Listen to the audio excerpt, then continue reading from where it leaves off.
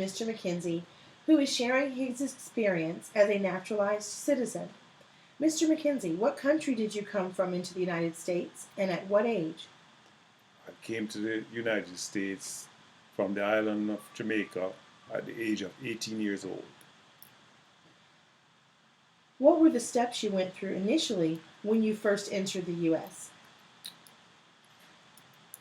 I arrived in New York City at the John F. Kennedy Airport, and I proceeded to the United States Immigration Department. I can recall at that time I had a brown envelope that was given to me by the United States Consulate in Jamaica, which I then presented to the immigration officer at the airport. He proceeded to open the envelope, from which he retrieved the documentation that I had completed. I recall he took my picture and then placed it on this green slate of paper and proceeded to laminate it. I, and proceeded to laminate it. I then realized that I'm now a permanent resident of the United States of America. So, was that the moment that you were presented with your green card? Yes, How many years did you live with green card status before applying for your citizenship?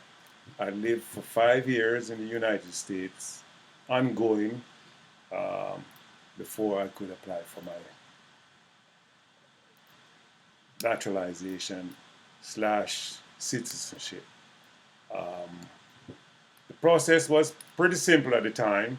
I requested an application from the Immigration and Naturalization Department, and I completed those at the time, returned them, and there was a waiting period before I was then given an interview.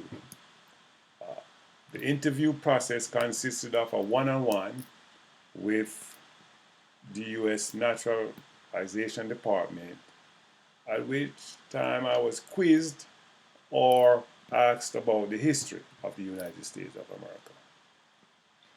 And was there another step following that process to complete your naturalization? Yes. Um, the second process, I was given a date at which point I was required to report to the immigration department and turned in my green card slash alien registration card.